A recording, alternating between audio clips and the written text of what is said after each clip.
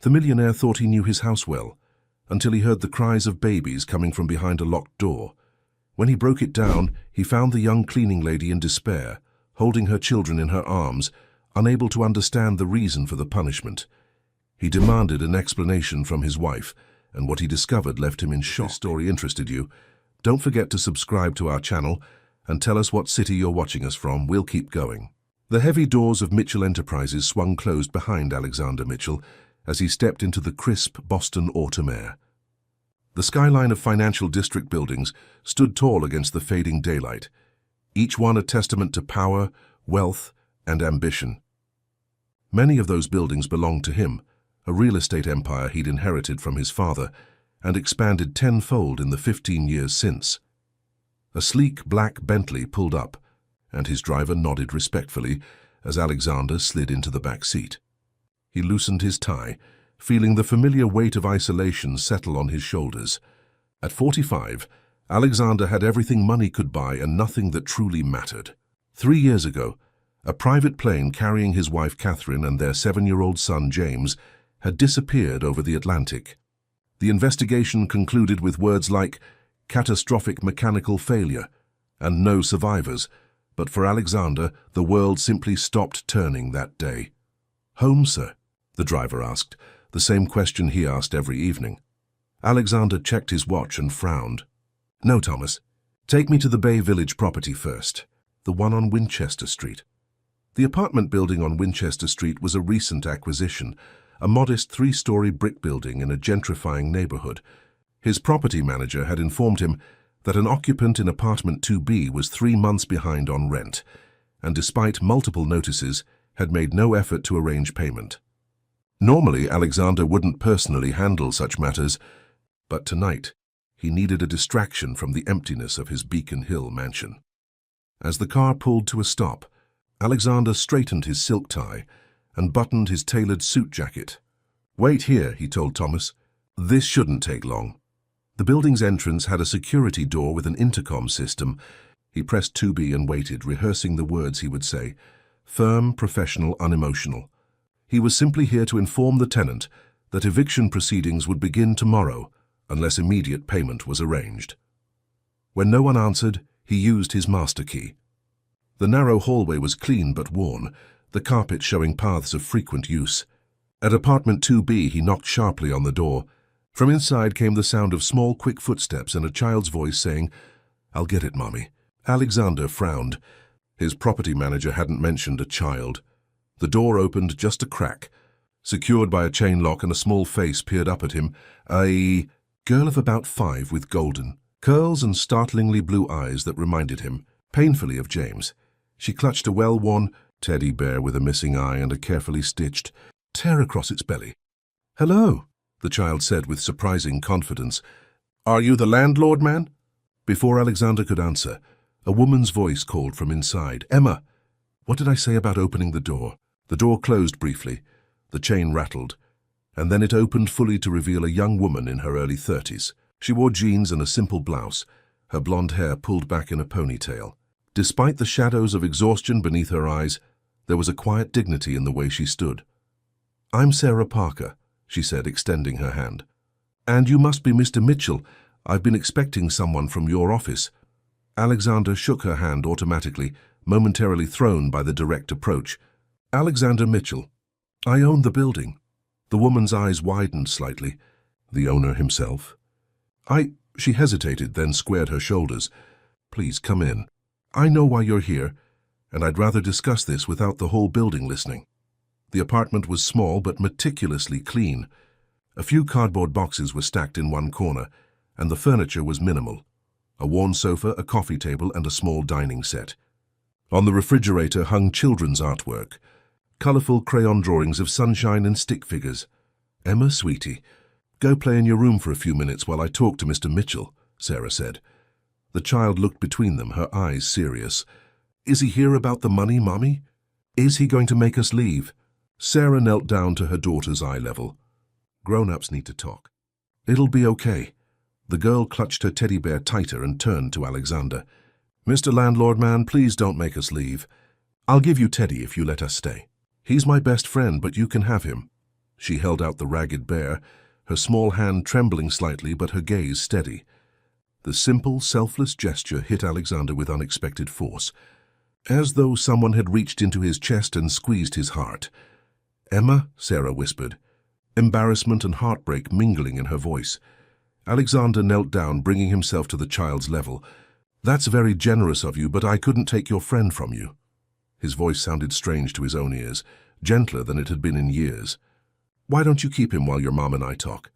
When the girl had reluctantly gone to her room, Sarah gestured for Alexander to sit at the small dining table. "I know I'm behind on rent, Mr. Mitchell. I lost my job at the medical billing office when they downsized 3 months ago. I've been looking for work every day, but it's been difficult." 3 months is a significant delinquency. "Ms. Parker," Alexander said, reverting to his business tone. "I know," she said quietly. "I've been applying everywhere.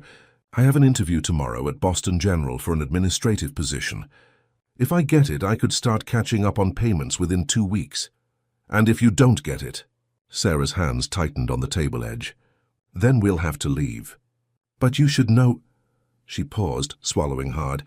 "We've been homeless before, Mr. Mitchell. After Emma's father left, before we found this place. We lived in my car for 3 weeks in December. I promised her we would never go through that again."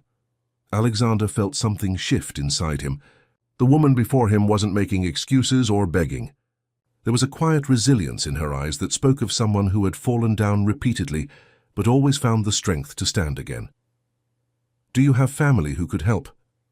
he asked, surprised by his own question. This wasn't part of his usual eviction protocol. Sarah shook her head. "My parents passed away years ago. It's just Emma and me." From the other room came the sound of humming, a child's song about butterflies and sunshine. Alexander found himself thinking of James, of the way his son used to sing made-up songs while playing with his toys. "I should tell you that I have excellent references from my previous landlord," Sarah continued, "and from my former employer. I've never missed payments before this situation." Alexander stood abruptly. The apartment suddenly felt too small, too intimate. He needed air. "I'll need to review your case more thoroughly," he said stiffly. "In the meantime, I'll hold off on eviction proceedings for 2 weeks. Relief flooded Sarah's face.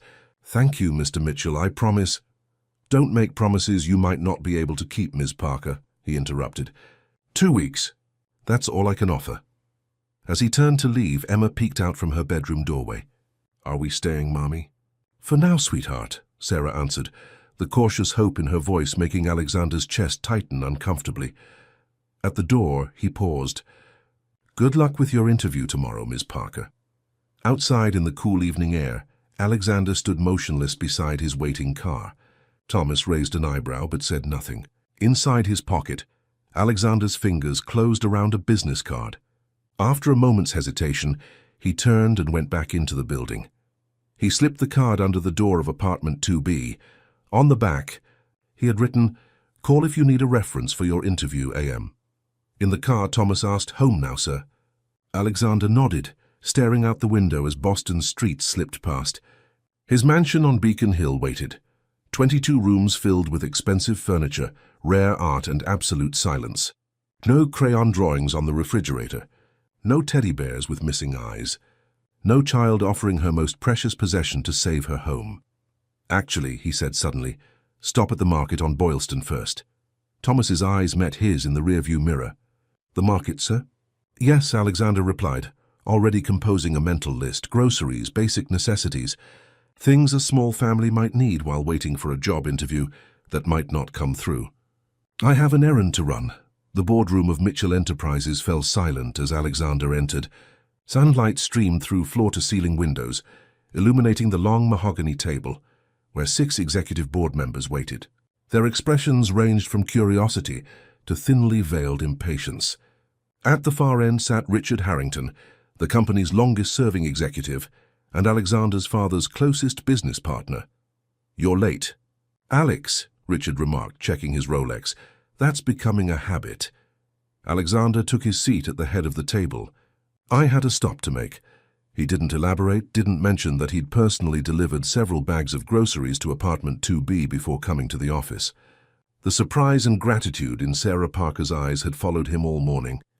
making it difficult to focus on quarterly reports and profit margins. "Well, now that you've joined us," Richard continued, "we can discuss the Bay Village properties.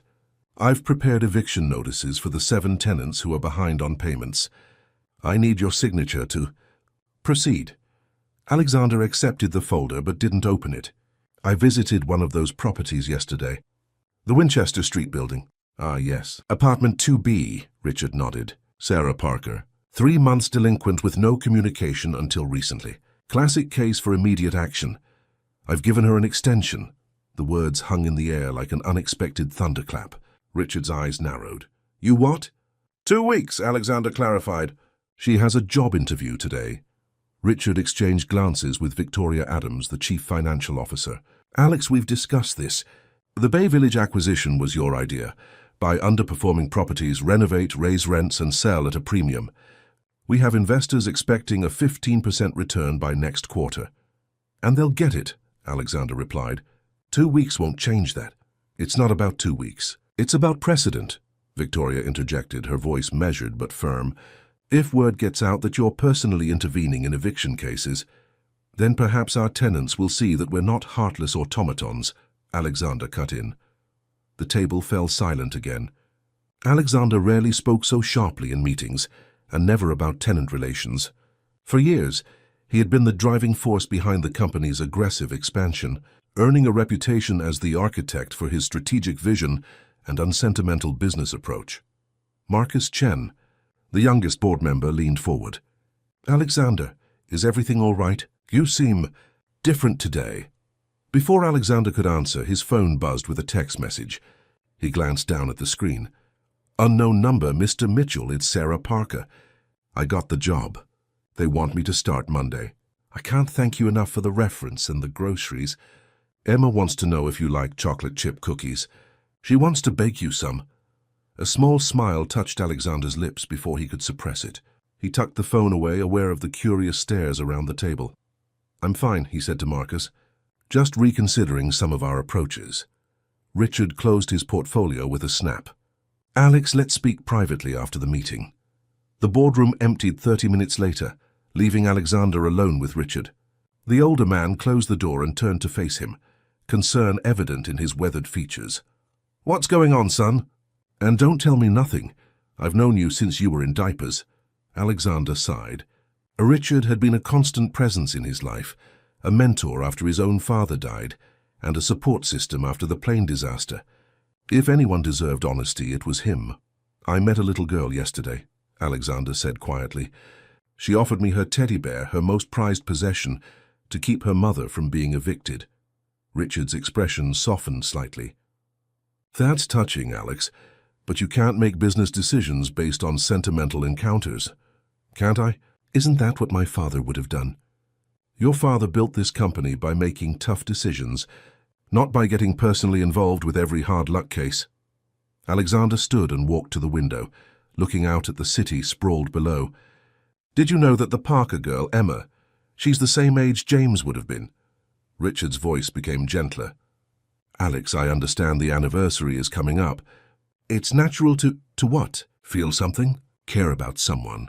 When did that become a liability?" "It's not a liability to care," Richard said carefully, "but it is a liability to let emotion cloud your judgment. This company employs thousands of people who depend on you to make sound decisions." Alexander turned back to face his mentor. "And what if the soundest decision is to remember that our tenants are people, not just entries on a balance sheet?" Richard shook his head. "You're not thinking clearly. Take some time off. The Hamptons house is beautiful this time of year." "I don't need time off," Alexander replied firmly. "I need to remember why I'm doing any of this." After Richard left, Alexander remained in the boardroom, the folder of eviction notices untouched before him. He pulled out his phone and texted Sarah back. To Sarah Parker, "Congratulations on the job. Tell Emma I would love some cookies, but only if she saves one for herself." The response came almost immediately. "She says deal, but she needs to know if you prefer crunchy or chewy cookies." This is apparently very important information. Alexander found himself smiling again, a genuine smile that felt unfamiliar on his face. To Sarah Parker, "Definitely chewy. And thank you. That evening, instead of heading home to his empty mansion, Alexander found himself driving back to Winchester Street. He told himself it was to check on other units in the building, a perfectly reasonable thing for a property owner to do. But when he knocked on the door of 2B, he knew he was lying to himself. Emma opened the door, flour dusting her cheeks, and a bright smile lighting up her face. "Mr. Landlord Man, Mummy, he's here." Sarah appeared behind her daughter, looking both surprised and pleased. "Mr. Mitchell, we weren't expecting you." "Alexander, please," he said, feeling strangely awkward. "I was in the neighborhood." The small apartment smelled of vanilla and chocolate, and a plate of cookies cooled on the counter. Emma grabbed his hand with sticky fingers. "Come see. We made chewy ones just like you said." Alexander allowed himself to be pulled inside, feeling as though he was crossing more than just a physical threshold. Sarah watched him with curious eyes as her daughter chattered excitedly about the cookie-making process and her mom's new job. "I start Monday," Sarah confirmed. "It's inpatient admissions at Boston General. The salary is good and it comes with benefits." She hesitated. "I can pay half of the back rent with my first paycheck, and then—" Alexander raised a hand to stop her. "We can work out a payment plan." "That's not why I'm here." "Oh?" Sarah tilted her head, studying him. "I wanted to see how your interview went," he admitted. "And I suppose I wanted to see if the cookies lived up to their promised glory." Emma beamed and presented him with the biggest cookie on the plate. "This one's yours. I put extra chocolate chips in it." As Alexander accepted the cookie, his phone rang. Richard's name flashed on the screen. He declined the call and took a bite of the cookie instead. "This is excellent," he told Emma, who practically bounced with pride. "Will you stay for dinner?" She asked hopefully. "We're having spaghetti because it's a celebration dinner for Mommy's new job." Sarah quickly intervened. "Emma, I'm sure Mr. Mitch. Alexander has other plans for dinner."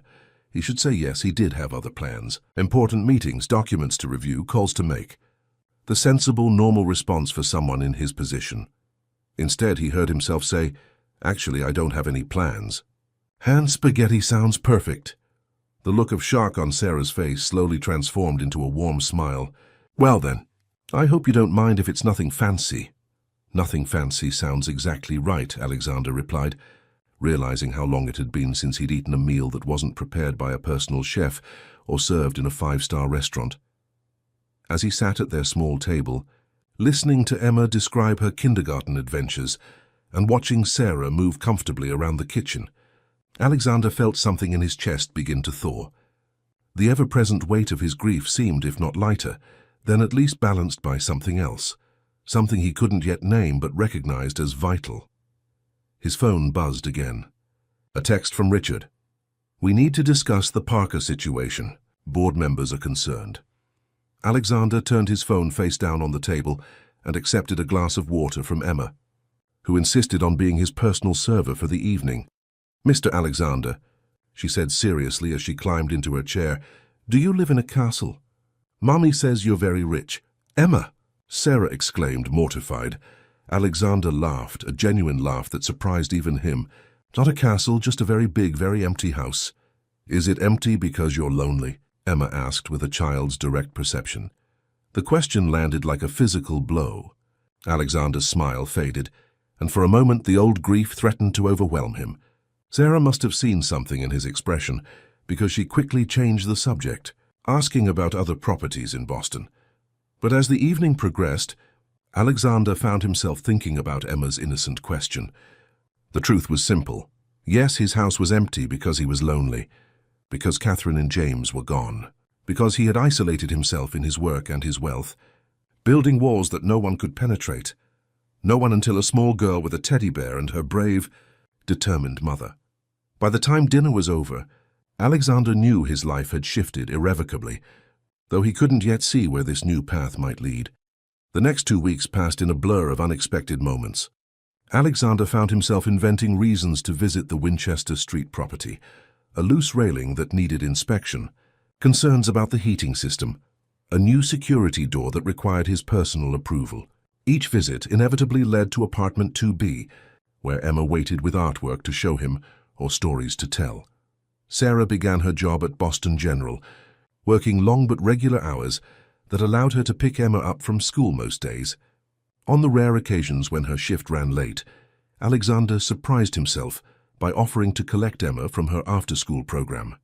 The first time he arrived, the program director gave him a suspicious look, until Emma launched herself at him with a delighted cry of, "Mr. Alexander," and proceeded to introduce him to everyone as "my mum's landlord," but also our friend who likes chewy cookies and doesn't live in a castle, even though he could.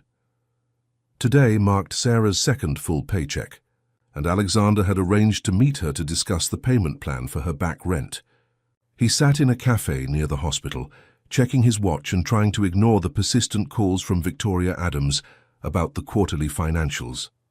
"Sorry I'm late," Sarah said, sliding into the seat across from him. She looked different in her hospital ID badge and neat blue blouse, more confident, though still carrying the quiet dignity that had first struck him. "Emergency admission right at the end of my shift." "No problem," Alexander replied, pushing a coffee toward her. "I ordered for you." "Emma mentioned you like vanilla lattes." Sarah smiled, wrapping her hands around the warm cup. "Emma seems to tell you a lot these days. She's a remarkable child. She talks about you constantly, you know. Alexander this, Alexander that. I think you've replaced her preschool teacher as her favorite adult." An unexpected warmth spread through Alexander's chest at the thought. "I'm honored. She's special." Sarah studied him for a long moment. "You're good with her." "Do you have children?" The question was innocent, but it hit like a physical blow. Alexander's hand tightened on his own cup, and he saw concern flash across Sarah's face as she recognized her misstep. "I had a son," he said quietly. "James, he would have been about Emma's age now." Sarah's expression softened with understanding. "I'm so sorry, Alexander. I didn't know." "It's been 3 years," he cleared his throat. "My wife, Catherine, was with him. Their plane. There was an accident over the Atlantic." Sarah reached across the table and covered his hand with hers. The simple human contact, something he'd avoided for so long, sent an electric current through him. "Emma lost her teddy bear the day we met," he continued, not sure why he was telling her this. "She offered it to me to save your home. It reminded me of James. He had a stuffed dinosaur he never went anywhere without." Sarah's eyes glistened. "Children have a way of seeing through all our defenses, don't they?" Alexander nodded, then straightened, pulling his professional mask back into place. "About your payment plan, I have a proposal," Sarah interrupted, her expression serious. "I know I owe 3 months' rent, which comes to $4,200. I can pay $800 now and then add $400 to my monthly rent until I'm caught up." Alexander considered her offer. It was reasonable, even generous given her salary, but something else had been weighing on his mind. "Actually, I have a different proposition." Sarah raised an eyebrow. "Mitchell Enterprises needs an administrative coordinator for our tenant relations department. The position oversees community outreach, handles tenant communications, and helps develop programs to improve our properties." He slid a folder across the table. "The salary is nearly double what you're making at the hospital, with better benefits and flexible hours that would allow you to be home when Emma finishes school." Sarah stared at the folder without opening it. "You're offering me a job?" "I'm offering you an opportunity. You're organized, personable, and you understand the tenant perspective firsthand." Alexander leaned forward. "This isn't charity, Sarah. We need someone like you." "Someone like me," she repeated slowly. "Or specifically me." "Both," Alexander admitted. "I've watched you rebuild your life these past weeks with remarkable resilience. Our company could use that kind of strength." Sarah finally opened the folder, her eyes widening as she scanned the job description and compensation package. "This is generous." "It's market rate for the position," Alexander replied, though they both knew it was more than that. "You'd report directly to me, at least initially." A small smile played at the corners of Sarah's mouth. "And what would your board think about that? The tenant who was nearly evicted suddenly working alongside the CEO?" Alexander's expression hardened slightly.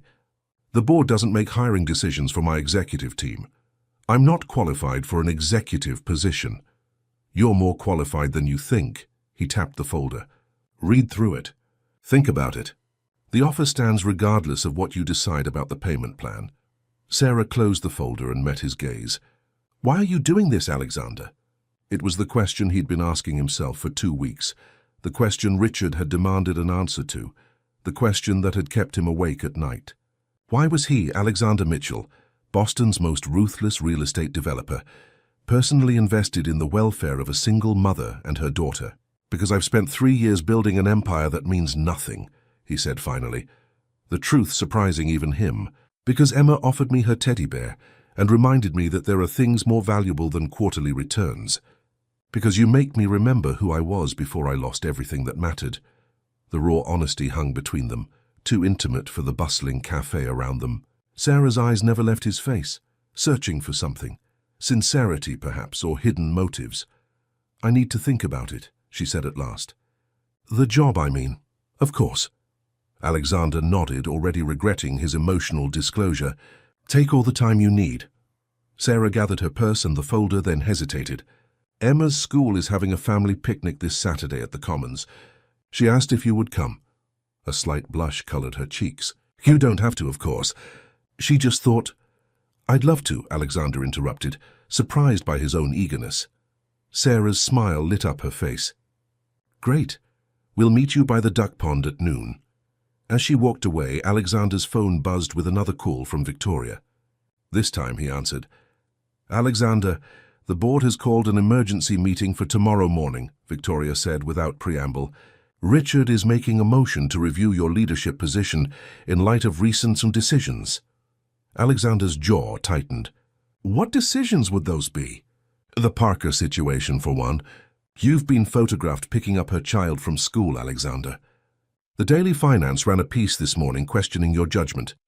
He hadn't seen the article, had deliberately avoided reading any press about himself since Catherine and James disappeared. "There's more," Victoria continued, her voice uncharacteristically hesitant. "Richard has been meeting with major shareholders, suggesting that your grief has compromised your business acumen. He's proposing a temporary leadership transition while you take an extended leave of absence." Alexander's hand clenched around his phone. "He's trying to force me out." "Not permanently," Victoria cautioned. "He's positioning it as a wellness sabbatical. But yes, essentially, he's making a play for control." "I'll be there in 20 minutes, Alexander said, already signaling for the check. "Call Marcus and Jennifer. I want to know where they stand before tomorrow." As his car navigated through Boston's afternoon traffic, Alexander stared out at the city that had been his family's domain for generations. The Mitchell name adorned buildings, parks, and hospital wings. His father had built an empire, and Alexander had expanded it, often at the cost of families like Sarah's, people who became numbers on spreadsheets, obstacles to be removed for progress and profit. When had he become this person?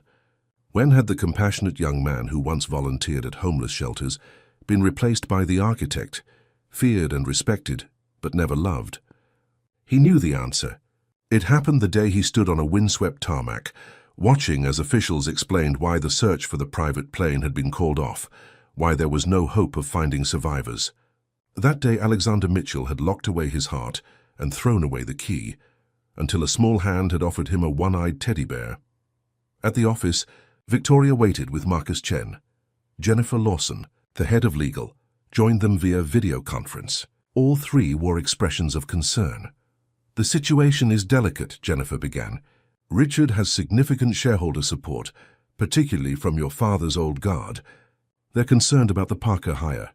"She hasn't accepted the position yet," Alexander countered. "But you made the offer," Marcus pointed out, after nearly getting photographed having dinner at her apartment. "The optics aren't good, Alexander." "The optics," Alexander repeated, a bitter taste in his mouth. 3 years ago, when I wanted to pull out of the riverfront development because it would displace 100 families, you all talked about optics then, too. About how the Mitchell name needed to be associated with progress, not sentimentality." Victoria sighed. "And you were right to push forward. The riverfront properties increased our portfolio value by 20%. "At what cost?" Alexander asked quietly. The three executives exchanged glances. "Tomorrow's meeting will be challenging," Jennifer said. "Richard has prepared a dossier suggesting you're exhibiting signs of emotional instability. The Parker situation is his primary evidence." Alexander stood, moving to the floor-to-ceiling windows that overlook the city. I want each of you to think about something tonight. Think about what kind of company Mitchell Enterprises should be. Not just profitable, but responsible, humane. Alexander, Victoria began cautiously, you know we all respect your vision, but nothing, he interrupted. My father built this company with certain principles. Somewhere along the way, somewhere along my way, we lost sight of those principles. I'm not having an emotional breakdown. I'm having a moral awakening. Marcus looked troubled. What exactly are you planning, Alexander? Alexander turned back to face his team, a new resolve hardening within him. I'm planning to remind everyone, including myself, what the Mitchell name is supposed to stand for. And I'm starting with Sarah Parker. The boardroom buzzed with tension as Alexander took his seat. Sunlight streamed through the windows, catching dust motes dancing in the air, illuminating the faces of 12 board members arranged around the mahogany table. Richard Harrington sat at the opposite end, a thick folder positioned precisely in front of him. His expression was one of regretful determination, the face of a man convinced he was doing something painful but necessary. Let's begin, Richard said, tapping his gavel lightly. This emergency session has been called to address concerns regarding recent management decisions and their potential impact on shareholder value. Alexander leaned back in his chair, outwardly relaxed, despite the storm gathering around him. Victoria sat to his right, her posture rigid. Marcus had taken a seat halfway down the table, his loyalty still undetermined. Before we start, Alexander interrupted, his voice calm, I'd like to distribute some materials. He nodded to his assistant, who began placing folders before each board member. Inside, you'll find my proposal for a new Mitchell Enterprises community initiative. I was planning to present this next month, but given today's agenda, it seems relevant now. Richard frowned. Alex, we have a specific matter to discuss. Yes, my supposed emotional instability and its impact on company operations, Alexander said evenly.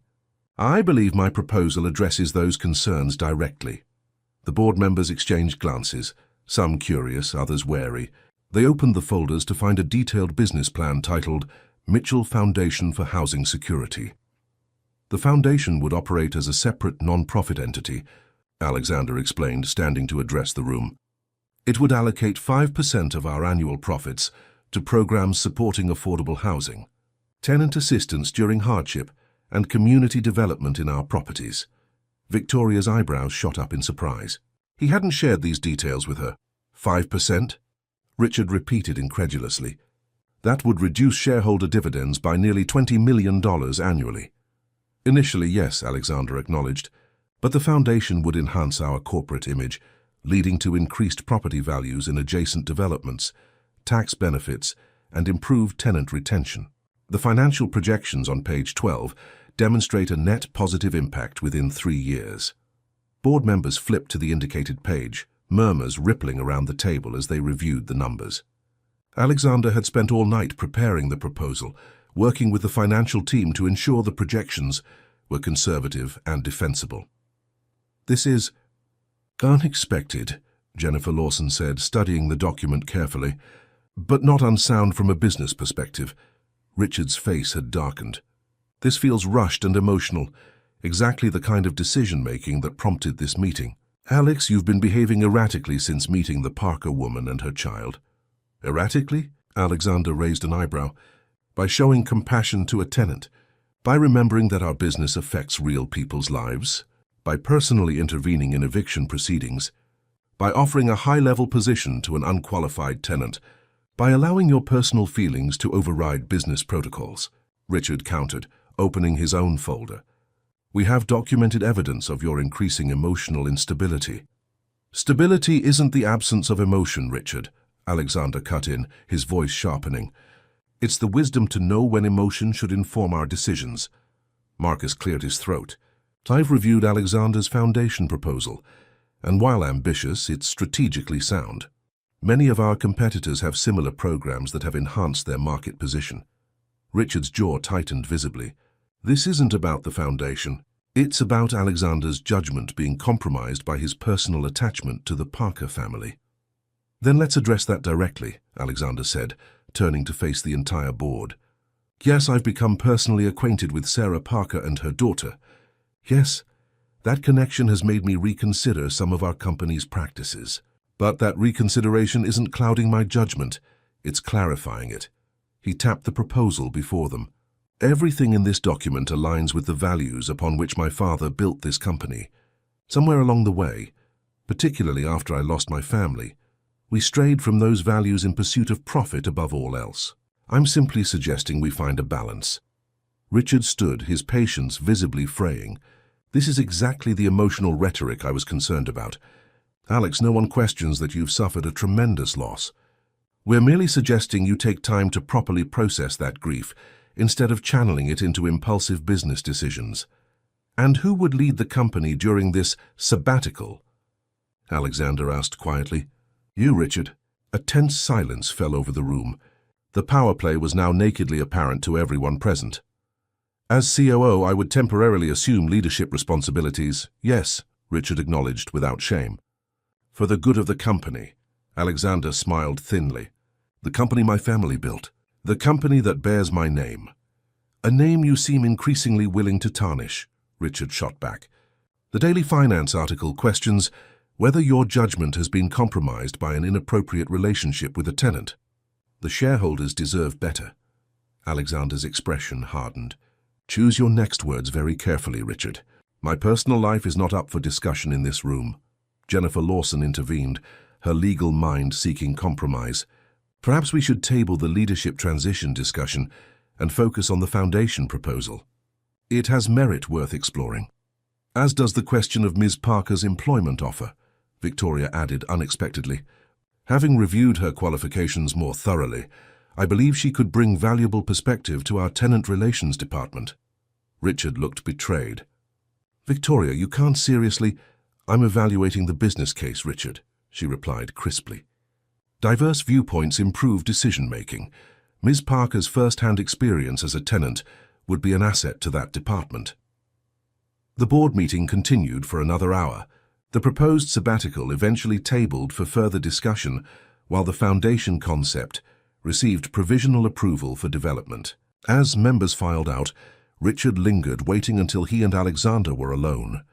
This isn't over, Alex, he said quietly. You're not thinking clearly. Actually, Richard, I'm thinking more clearly than I have in years. Alexander gathered his materials unhurriedly. My father would have approved of the foundation. He understood that business success and social responsibility could coexist. Richard's expression softened slightly. Your father was a pragmatist, Alex.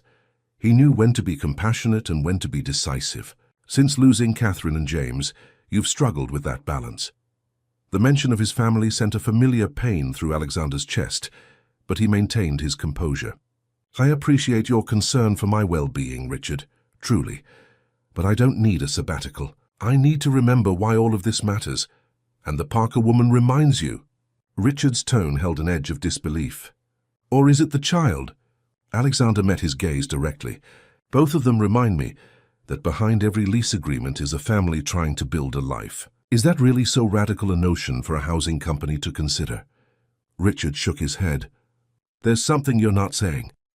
This feels personal in a way that goes beyond corporate philosophy. Perhaps it is, Alexander conceded, but that doesn't make it wrong. He left Richard standing in the boardroom, troubled thoughts evident in the older man's furrowed brow. Outside, Boston's autumn sun was setting, casting long shadows across the financial district. Alexander's driver waited by the car, but instead of getting in, Alexander waved him off. I'll walk for a bit, Thomas. Go home to your family. The crisp evening air cleared his mind as he walked without destination, eventually finding himself at the public garden where children played among the season's last flowers. Saturday's picnic with Sarah and Emma would be here. The thought brought an unexpected smile to his face. His phone rang, Sarah's number. He answered immediately. I've been thinking about your job offer, she said without preamble. I have questions. I have answers, he replied, finding a bench overlooking the duck pond. Ask away. Is this position real or did you create it for me? Alexander appreciated her directness. The position is real, though I'll admit the timing of the opening is convenient.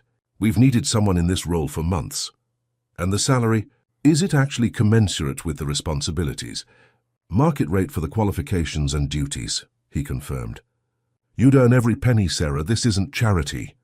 There was a pause, the sound of her considering his words. The Daily Finance ran an article about you today. It mentioned me and Emma. Alexander's grip tightened on the phone. I'm sorry about that. I've arranged for additional security at your building and Emma's school. That's not why I'm calling, Sarah said quickly. I wanted you to know that I'm not bothered by what they wrote, but I am concerned about how it might affect you and your company. The simple consideration, in her voice, her worry for him despite her own precarious situation, touched Alexander deeply. My company will be fine, he assured her. Today's board meeting ended better than expected. I'm glad, her voice softened.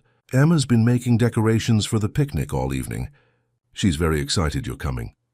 Alexander watched as a young father helped his son throw breadcrumbs to the ducks, the child's delighted laughter carrying across the pond. I'm looking forward to it. And Sarah, about the job, take your time deciding. The offer doesn't expire. Actually, that's why I called, she replied, a smile evident in her voice. I'd like to accept the position, if it's still available. Something warm unfurled in Alexander's chest. It is.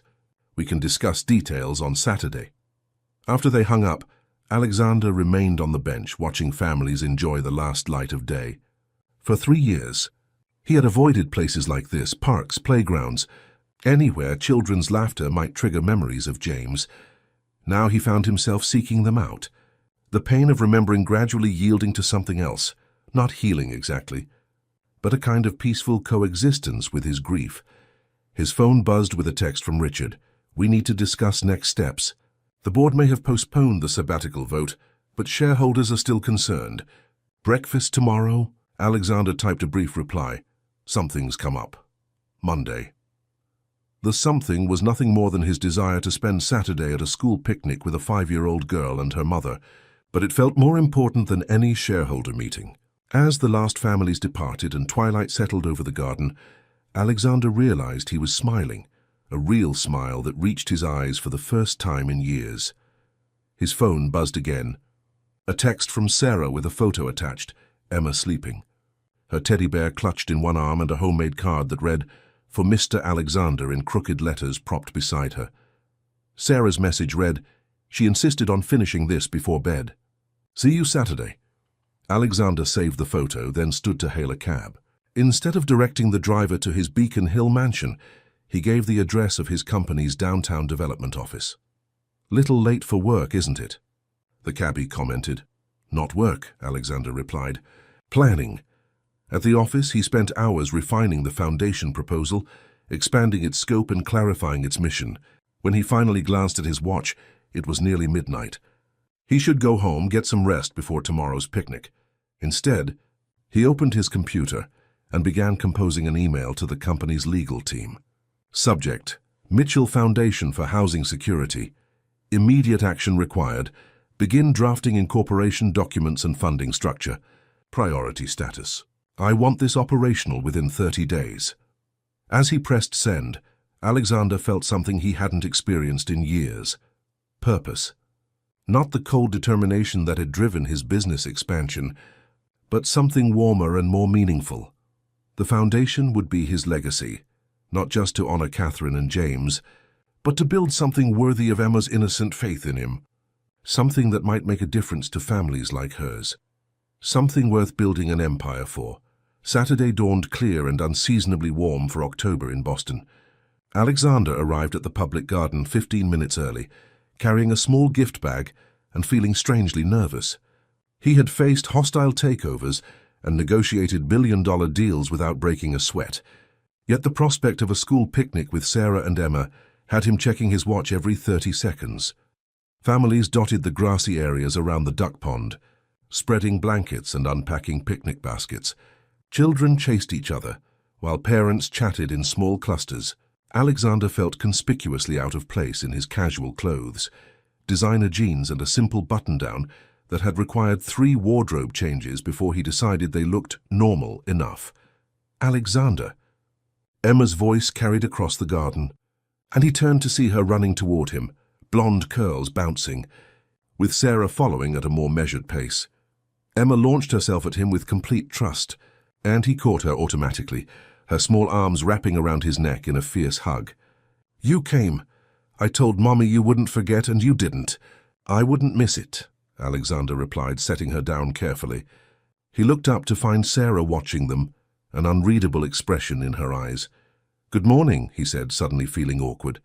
Sarah smiled. "Good morning. I hope you like peanut butter and jelly." Emma insisted on making the sandwiches herself. "Crusts cut off?" he asked seriously. Emma nodded emphatically. "The crusts are yucky. I made you 2 sandwiches because Mummy says you're a grown-up, and grown-ups eat more." "That's very thoughtful," Alexander said, matching her solemn tone. "I brought something too." He offered her the small gift bag. Emma's eyes widened with delight as she reached inside and pulled out a small plush duck. "It's like the ones in the pond," she exclaimed, hugging it to her chest. "I thought it could keep Teddy company," Alexander explained, glancing at Sarah to gauge her reaction to the gift. She gave a small nod of approval. They found a spot beneath a maple tree, its leaves a brilliant explosion of red and orange. As Sarah spread out a checkered blanket, Alexander noticed other parents watching them curiously. He recognized the mixture of recognition and speculation in their expressions, the same looks he received in boardrooms and at charity events. The Daily Finance article had evidently made the rounds. "My teacher is coming to meet you," Emma informed him as she arranged her duck next to Teddy. "I told her you're my mummy's special friend who owns our house but doesn't make us pay all the money at once." Sarah choked slightly on her water. "Emma's, remember what we discussed about private conversations?" Emma nodded seriously. "Some things are just for family ears." "That's right," Sarah said, throwing Alexander an apologetic glance. "Sorry about that. She's been telling everyone about you." "I don't mind," Alexander replied honestly, surprising himself with the realization that he truly didn't care what others thought. "Though I should clarify that I don't own your house specifically. The company owns the building. But you own the company," Emma pointed out with impeccable 5-year-old logic. "So you own our house." Before Alexander could respond, a woman in her 50s approached their blanket, her kind face creased with a warm smile. "Emma Parker, I was wondering where you'd gotten to. Aren't you going to introduce me to your guests?" Emma jumped up. "Ms. Wilson, this is my mom and this is Mr. Alexander. He's the one I told you about who's going to give my mom a job at his castle." Ms. Wilson raised an eyebrow. "Castle?" "Office building," Sarah clarified, extending her hand. "Sarah Parker. It's nice to meet you. Emma talks about you constantly." "Likewise," Ms. Wilson replied, her gaze shifting to Alexander with undisguised curiosity. "And you must be the mysterious Mr. Alexander I've heard so much about. Emma's drawings lately have featured a very tall man with a briefcase." Alexander stood to shake her hand. "Alexander Mitchell. I'm Emma's friend." The word felt simultaneously insufficient and entirely accurate. Recognition flickered in the teacher's eyes. "Mitchell Enterprises. I should have made the connection. Emma mentioned you were in real estate." The conversation might have grown awkward, but Emma tugged at Ms. Wilson's hand. "Did you bring the bubbles? You promised bubbles for good listeners. And you've been an excellent listener," Ms. Wilson assured her, producing a small bottle from her pocket. "Why don't you show your mom and Mr. Mitchell the bubble trick we learned in class?" As Emma happily occupied herself with the bubbles a short distance away, Ms. Wilson's expression became more serious. "Mr. Mitchell, I hope you don't mind my directness, but Emma has been through some difficult transitions. She's a remarkably resilient child, but she forms attachments quickly and deeply." The gentle warning was clear. Alexander nodded, appreciating her concern. "I understand. I have no intention of disappointing her." "Good," Ms. Wilson said simply. "She's special, that one."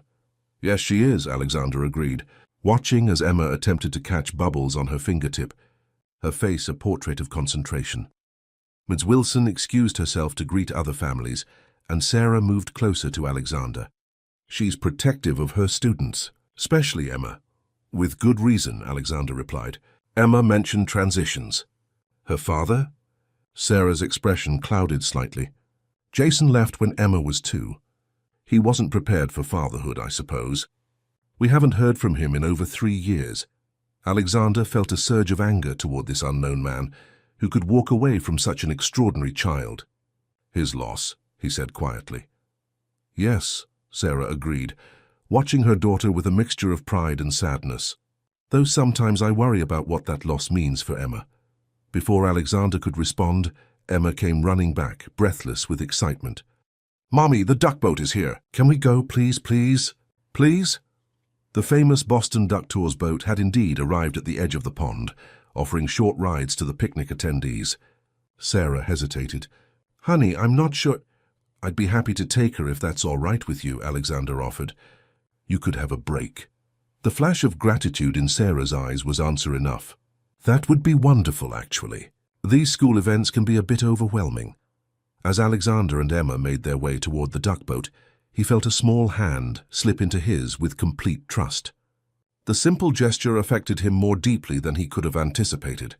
Will the boat really go in the water? Emma asked, skipping beside him. It will, Alexander confirmed. It's specially designed to drive on land and float on water. Like magic? Like engineering, he corrected with a smile. But yes, a bit like magic, too. They joined the short queue, Emma chattering excitedly about ducks, boats, and a bewildering array of seemingly unconnected topics.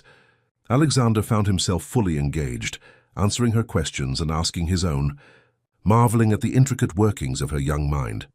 From across the garden, he could see Sarah watching them, a soft smile playing at her lips. When she caught his eye, she gave a small wave that he returned, feeling oddly like a teenager, acknowledging his prom date across a crowded gymnasium.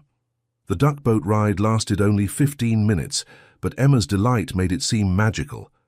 She squealed with joy when the vehicle splashed into the pond, gripping Alexander's hand tightly and pressing against his side. Without thinking, he put his arm around her small shoulders, steadying her as she leaned over to look at the water. Mr. Alexander, she said suddenly, her expression serious despite her excitement, are you going to marry my mommy? The question caught him completely off guard. What makes you ask that, Emma? She shrugged as if the answer were obvious. Because you look at her like Prince Eric looks at Ariel, and because you make her smile even when she's tired, and because I think you need us and we need you. The simple, profound observation left Alexander speechless. Out of the mouths of babes, indeed. Your mommy and I are just getting to know each other, he said finally, choosing his words carefully. But I care about both of you very much. Emma seemed satisfied with this answer. Good, because I already told Teddy you might be my new dad someday. Alexander's heart constricted painfully. He thought of James, of the life that had been stolen from them all. But here was this extraordinary child offering him a place in her heart, a chance at something he'd believed forever lost. When they returned to the blanket, Sarah had unpacked their picnic lunch. How was the ride? She asked, noting Emma's flushed, happy face. It was awesome, Emma declared, launching into a detailed description of every moment while Alexander settled beside Sarah. Thank you for taking her, Sarah said quietly. She'll remember this day forever. So will I, Alexander replied honestly. They ate peanut butter and jelly sandwiches, crusts removed, apple slices and cookies that Emma had decorated herself with colorful icing. Alexander couldn't remember the last time food had tasted so good, perhaps because it had been prepared with love rather than culinary precision. As the afternoon progressed, Alexander found himself drawn into the school community almost against his will. Emma insisted on introducing him to her friends, proudly announcing that he owned all the buildings in Boston, a considerable exaggeration, and could do magic with money, an interesting interpretation of his financial acumen. Sarah was pulled into a conversation with other mothers, occasionally glancing over at him with a mixture of amusement and apology as Emma continued her enthusiastic introductions. Alexander surprised himself by not minding at all. There was something refreshingly honest about the children's curiosity compared to the veiled inquiries of Boston's social elite. The afternoon was winding down when Alexander noticed a photographer discreetly taking pictures from behind a nearby tree. His security training kicked in immediately, and he subtly positioned himself between the camera and Emma. Sarah, he said quietly when she returned to their blanket, don't look now, but there's a photographer at 3 o'clock, probably from one of the tabloids. Sarah tensed. Should we leave? Alexander hesitated. Emma was happily playing a game with her classmates, completely unaware of the intrusion. "Let me handle it," he said, standing casually and making his way toward the photographer. The man lowered his camera as Alexander approached, recognition and wariness crossing his face. "Mitchell Enterprises has an excellent legal team," Alexander said conversationally, but with steel beneath his words. "They're particularly aggressive when it comes to the privacy of minors. I suggest you delete those photos and find a different story to pursue." The photographer hesitated, clearly weighing his options. "The public has an interest." "The public has no legitimate interest in a 5-year-old child," Alexander interrupted, his voice hardening. "Delete the photos, now." Something in his expression must have conveyed the seriousness of the threat, because the photographer reluctantly opened his camera's display and began deleting images. "You know this won't stop the speculation," he said. "Mitchell's mysterious new family. It's a headline that sells." "Speculate about me all you want," Alexander replied, "but leave the child out of it." As he walked back to the blanket, Alexander realized with a start that he hadn't denied the family characterization.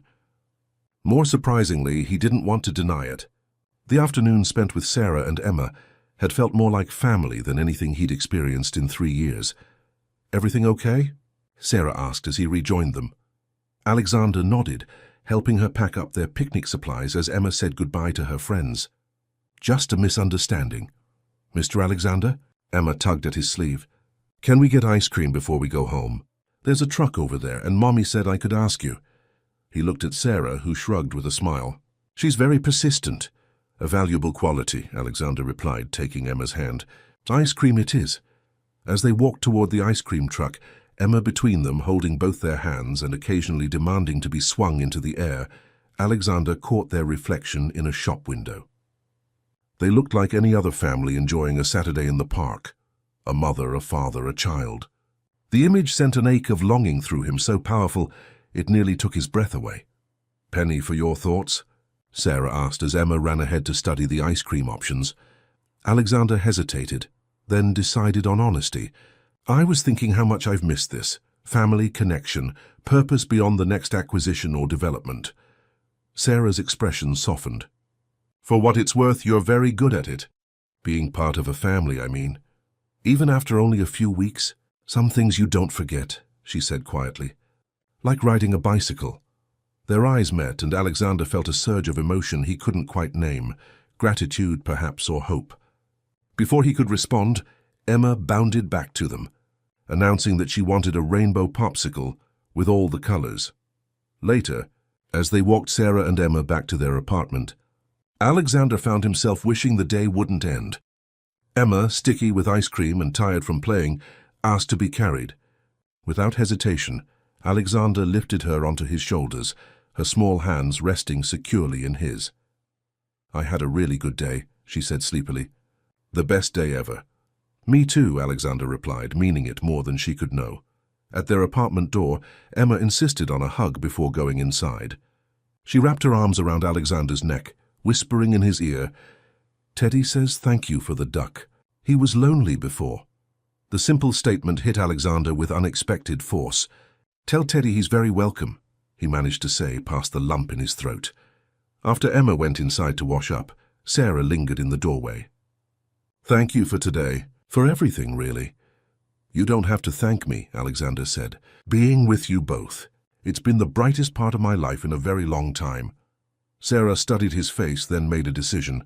She leaned forward and kissed his cheek, a gentle touch that seemed to ignite every nerve ending in his body. "Good night, Alexander." As the door closed behind her, Alexander stood motionless in the hallway, his hand touching the spot where her lips had been. Something was happening to him, something both terrifying and exhilarating. He was falling, not just for Sarah, but for the possibility of a family he'd thought forever beyond his reach. He was still standing there when his phone buzzed with an incoming call. Richard Harrington's name flashed on the screen. Alexander hesitated, then declined the call. Whatever crisis Richard perceived at Mitchell Enterprises, it could wait until Monday. Tonight, Alexander wanted to hold on to the feeling of Emma's small hand in his, the warmth of Sarah's kiss on his cheek, and the fleeting image of the family they might become. Monday morning arrived with the crisp promise of a new beginning. Sarah stood in the marble lobby of Mitchell Enterprises, Her reflection multiplied in the polished surfaces around her. She wore her most professional outfit, a navy blazer over a simple blouse and matching skirt, but still felt conspicuously out of place among the sleek executives gliding through security turnstiles with practiced ease. Ms. Parker? A young woman with a tablet approached, her smile professionally warm. I'm Megan, Mr. Mitchell's executive assistant. He asked me to escort you upstairs. Sarah followed her to a private elevator that whispered open at the touch of Megan's security badge. Everyone's very excited about the new tenant relations department, Megan offered as they ascended. It's been a topic of discussion since Mr. Mitchell announced it last week. I'm sure it has, Sarah replied, wondering exactly what kind of discussion she had inspired among the corporate ranks. The whispers and curious glances from employees in the lobby hadn't escaped her notice. The elevator opened directly into a reception area on the top floor, where floor-to-ceiling windows offered a panoramic view of Boston Harbor. Alexander stood waiting, his tall figure silhouetted against the morning light. Sarah, he greeted her, extending his hand formally, a gesture clearly for the benefit of watching staff. Welcome to Mitchell Enterprises.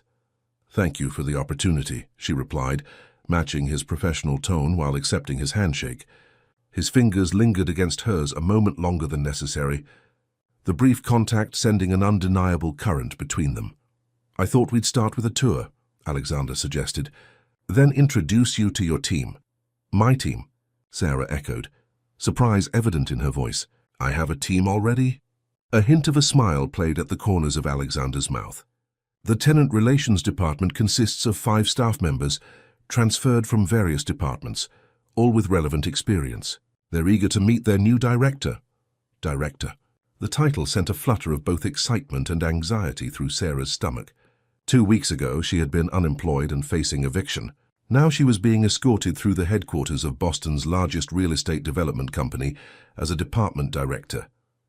Alexander guided her through the executive floor, introducing her to key personnel with a clear message in his voice and posture. Sarah Parker belongs here. She is one of us now. The subtle reinforcement wasn't lost on either Sarah or the curious executives who greeted her with varying degrees of warmth and speculation. They paused at a glass-walled conference room where Richard Harrington was leading a meeting. The older executive glanced up, his conversation faltering momentarily as he registered Sarah's presence at Alexander's side. His expression remained neutral, but Sarah felt the weight of his assessment and his disapproval across the distance. Richard is my COO, Alexander explained quietly as they continued walking. He's been with the company since my father's time. He doesn't approve of me, Sarah observed. Alexander's mouth tightened slightly. Richard doesn't approve of change in general. He'll come around. The tour concluded at a newly renovated section of the executive floor. A frosted glass door bore the inscription, Tenant Relations and Community Outreach in elegant lettering. Inside, a spacious office suite housed several workstations surrounding a central meeting area.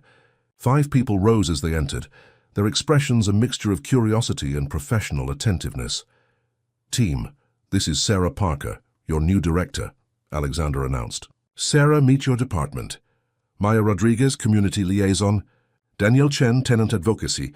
Brianna Washington, Housing Assistance Coordinator. Tyler Evans, Financial Counseling. And Layla Nasser, Administrative Support. Sarah shook hands with each of them, noting the diverse backgrounds represented in the carefully assembled team. Alexander had clearly put thought into building a department that could address the complex needs of their tenant community. I've asked each of them to prepare briefings on their areas of expertise, Alexander continued. They'll help you understand our current programs and where we have opportunities to expand. After introducing her to the team and showing her to a corner office with views of the harbor, larger than her entire apartment, Alexander excused himself for a meeting. Megan will check in with you after lunch to see if you need anything. My calendar is full today, but perhaps we could discuss your first impressions over dinner. The professional veneer slipped just slightly, enough for Sarah to glimpse the man who had carried Emma on his shoulders and eaten peanut butter sandwiches with the crusts cut off. I'd like that, she replied softly. Left alone with her new team, Sarah took a deep breath and channeled the confidence that had sustained her through far more challenging circumstances. Let's start with what you all do, and then I'd like to hear your thoughts on what we could be doing better. I have some ideas, but I want to understand the current landscape first. By lunchtime, Sarah's head was swimming with information about tenant assistance programs, community initiatives, and corporate philanthropy. Maya had shown her the preliminary materials for the Mitchell Foundation that Alexander was developing, an ambitious project that would fundamentally reshape the company's relationship with its communities. It's revolutionary for a development company of this size, Maya explained, her enthusiasm evident. Most corporations handle philanthropy as a side project or PR exercise. Mr. Mitchell is integrating it into the core business model. Sarah studied the foundation proposal, recognizing the depth of commitment it represented. This wasn't a superficial gesture or corporate maneuvering. It was a genuine attempt to create meaningful change. She felt a swell of pride, knowing her and Emma's small story had somehow catalyzed this larger vision. Around 1 o'clock, a knock at her office door interrupted her review of the materials. She expected to see Megan, but instead found Richard Harrington standing in the doorway, his expression unreadable. "Miss Parker," he said, his voice neutral but cold, "I hope you're finding everything satisfactory." Sarah straightened in her chair, instinctively on guard. "Very much so, Mr. Harrington.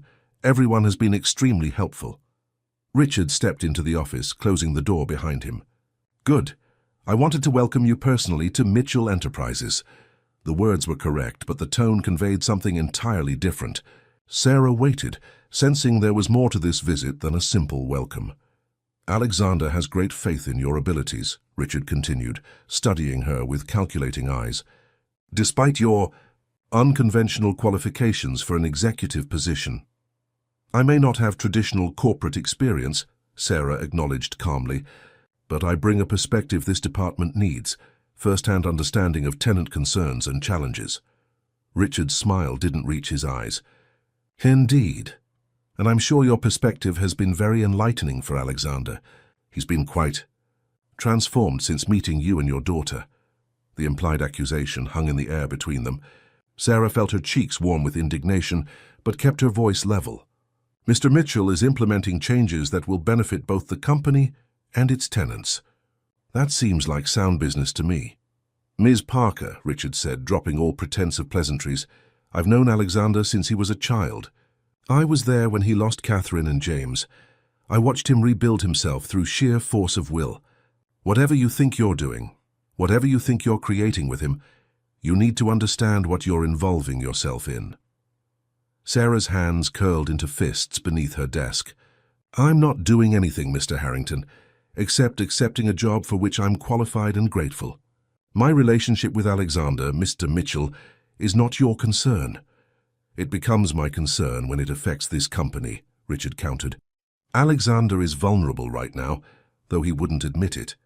The foundation proposal, this department, your position here. These are all manifestations of his grief finding a new outlet." The cruel assessment struck Sarah like a physical blow. "You think I'm taking advantage of his grief? I think you're a convenient vessel for his emotional recovery," Richard said bluntly. "A ready-made family to replace the one he lost. The question is whether you're willing to be that for him, knowing it's not really you he's seeing when he looks at you and your daughter." Before Sarah could respond, the door opened and Alexander entered, stopping short at the tableau before him. Richard standing imposingly over Sarah's desk, her face flushed with anger and hurt. "Richard," Alexander said, his voice dangerously quiet, "what's going on here?" "Just welcoming our newest executive," Richard replied smoothly, turning toward the door. "We were having a fascinating discussion about qualifications and motivations." Alexander's jaw tightened visibly. "My office now." As Richard departed, Alexander moved to Sarah's side. "What did he say to you?" Sarah shook her head, unwilling to repeat the cruel insinuations. "It's nothing I can't handle." "Sarah," Alexander insisted gently, "please tell me." "He thinks I'm using you," she said finally, meeting his gaze directly. "Or rather, that you're using me and Emma as replacements for your family." The words hurt to say aloud, giving voice to fears she hadn't fully acknowledged even to herself. Alexander's expression darkened with anger, then softened as he looked at her. "That's not what's happening here. You know that, right?" "Do I?" Sarah asked quietly. "Alexander, everything has happened so quickly. This job, our friendship. Emma is already so attached to you. Maybe Richard has a point about the timing." "The timing is irrelevant, Alexander," interrupted, taking her hand. "Yes, meeting you and Emma has changed me. Yes, it's made me confront grief I've been avoiding for years. But you're not replacements for anyone. You're Sarah and Emma Parker, and you've become important to me because of who you are, not who you remind me of." The sincerity in his voice was impossible to doubt. Sarah squeezed his hand, drawing strength from the connection. "I believe you. But this situation, my position here, it complicates things." "Only if we let it," Alexander replied. "I hired you because you're qualified, and because this company needs your perspective. The fact that I care about you personally is separate from that professional decision." "Is it, though?" Sarah challenged gently. "Can you honestly say you would have created this position and hired me if we hadn't met the way we did?" Alexander considered her question seriously. "Perhaps not with the same timing," he admitted. "But the foundation and this department were inevitable once I started remembering what matters to me. You and Emma accelerated that process, but you didn't create it." Before Sarah could respond, Alexander's phone buzzed urgently. He glanced at it with a frown. "The board is assembling for an emergency session. I have to go." He hesitated, then added, "We'll continue this conversation over dinner, unless you'd prefer to reschedule." "No," Sarah said firmly. "Dinner is fine. We should talk this through properly." After Alexander left to confront Richard and attend the emergency board meeting, Sarah tried to refocus on the department materials, but Richard's words kept intruding. Was she simply a replacement family for a grieving man? Was Emma just a surrogate for the son he had lost? The questions haunted her through the afternoon as she met with her team and reviewed tenant cases. By 5 o'clock, she had made notes on several immediate initiatives she wanted to implement, focusing on preventive assistance for tenants facing financial hardship. She was gathering her things to leave when Megan appeared at her door. "Mr. Mitchell asked me to let you know that the board meeting is running long. He'll meet you at Sorrelina at 7 instead of 6, if that works for you." "That's fine," Sarah replied, grateful for the extra time to collect her thoughts. When she arrived at the upscale Italian restaurant near Copley Square, Alexander was already waiting, looking tired but relieved to see her. He stood as she approached, kissing her cheek in greeting, a gesture that felt both natural and thrilling. "I'm sorry about the delay," he said as they were seated. "The board meeting was contentious." "Richard?" Sarah guessed. Alexander nodded grimly. "He moved to suspend the foundation initiative pending further financial analysis. It was a transparent attempt to undermine the project." "What happened?" "I reminded the board that as majority shareholder, I have final authority on philanthropic initiatives," Alexander replied, a hint of steel in his voice. "The foundation proceeds as planned." Sarah studied him across the candlelit table, seeing both the powerful CEO and the vulnerable man beneath the polished exterior. "Alexander, we need to talk about what Richard said." "Richard was out of line," Alexander stated flatly. "He had no right to approach you that way. But were his concerns entirely unfounded?" Sarah pressed gently. "The timing of all this, us meeting, the changes you're making at the company, our growing his closeness, it's a lot in a very short time." Alexander was quiet for a moment, considering her words as the waiter poured their wine. When they were alone again, he spoke with careful deliberation. 3 years ago, I lost everything that mattered to me. I buried myself in work, in acquisition and expansion because numbers and deals don't hurt. I became exactly the kind of businessman my father warned me against becoming. Someone who saw properties instead of homes, leases instead of lives. He reached across the table to take her hand. "Meeting you and Emma didn't remind me of what I lost, Sarah. It reminded me of who I was supposed to be. The foundation, the tenant relations department, these aren't grief projects. They're course corrections." Sarah felt the truth of his words but still hesitated. "And us? Where do Emma and I fit into this course correction?" Alexander's eyes held hers with unwavering certainty. "Wherever you want to fit. I care about you, Sarah, both of you, not as replacements or stand-ins, but as the remarkable individuals you are. Emma makes me laugh for the first time in years. You challenge me to be better than I am. That has nothing to do with grief and everything to do with who you are. The raw honesty in his voice brought tears to Sarah's eyes. I care about you too, she admitted softly. And that terrifies me, because Emma is already so attached to you. If this doesn't work out— I understand, Alexander said, squeezing her hand. We can take this as slowly as you need. Emma's well-being comes first. We both agree on that. The rest of dinner passed in easier conversation, discussing Sarah's first impressions of the company and her ideas for the department. Alexander listened attentively, clearly valuing her insights and perspective. By dessert, the tension had dissolved into comfortable companionship, punctuated by moments of connection that felt increasingly natural. As they walked to where Alexander's driver waited, Sarah found herself thinking of Emma, who was spending the evening with her favorite babysitter. Emma asked this morning if you were coming for dinner again soon. She wants to show you her school project on butterflies. Alexander smiled, a genuine smile that transformed his serious face. I'd love to see it. Perhaps tomorrow night. That would be nice, Sarah replied, finding she meant it completely. At her door, Alexander hesitated. About what Richard said. I think we've covered that sufficiently, Sarah interrupted gently. I know who you are, Alexander, and I'm beginning to understand what we might be to each other. Acting on impulse, she leaned up and kissed him softly on the lips, a brief but deliberate gesture that left them both slightly breathless. Good night, she whispered, slipping inside before he could respond. Sarah leaned against the closed door, her heart racing with something that felt remarkably like hope. Whatever complications lay ahead, Richard's opposition, workplace politics, the uncertainties of building a relationship with a man still carrying deep wounds, she knew with sudden clarity that Alexander Mitchell was worth the risk. Her phone buzzed with a text message from him. Thank you for today, for everything. I'll see you tomorrow. Simple words, but they carried the weight of promise, of dinners and picnics, of professional collaboration and personal connection, of a future neither of them could have imagined just weeks ago. As Sarah paid the babysitter and checked on a sleeping Emma, she found herself imagining a life where Alexander's steady presence was a constant, where Emma's innocent question about marriage wasn't merely a child's fantasy. The possibility both thrilled and frightened her. She kissed Emma's forehead gently, careful not to wake her. Sweet dreams, sweetheart, she whispered. Emma stirred slightly, hugging her teddy bear and ducked closer. Did Mr. Alexander like the butterflies? She murmured sleepily. He's coming to see them tomorrow, Sarah promised. Emma smiled without opening her eyes. Good.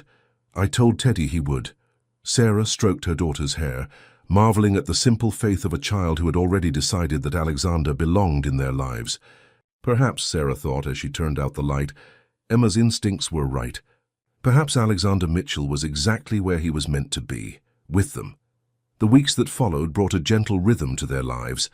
Alexander became a regular presence at the Parker apartment, arriving most evenings with groceries or takeout, staying to help Emma with homework, or to discuss foundation plans with Sarah. Weekends found them exploring Boston together, visits to the Children's Museum, walks along the Freedom Trail, impromptu picnics when the weather permitted. To the outside world, Alexander Mitchell remained the formidable CEO of Mitchell Enterprises. But those closest to him noticed the changes. He smiled more. He listened more carefully in meetings. He began leaving the office at reasonable hours, delegating tasks he once would have handled personally. Richard Harrington watched these changes with growing concern, cataloguing each deviation from Alexander's established patterns, like evidence in a case he was building. The Tenant Relations Department was flourishing under Sarah's direction, implementing programs that were gaining positive media attention and improving tenant retention rates. The Mitchell Foundation moved forward, despite Richard's attempts to delay it, with incorporation papers filed and a board of trustees being assembled. On a bright November morning, Alexander stood at the window of his office, watching Boston Harbor sparkle in the sunlight. 3 months had passed since he'd first knocked on the door of apartment 2B, 3 months that had transformed him in ways he was still discovering. A knock at his door interrupted his thoughts. Victoria Adams entered, carrying a tablet and a troubled expression. "Alex, we need to talk. About the riverfront expansion," he asked, gesturing for her to sit.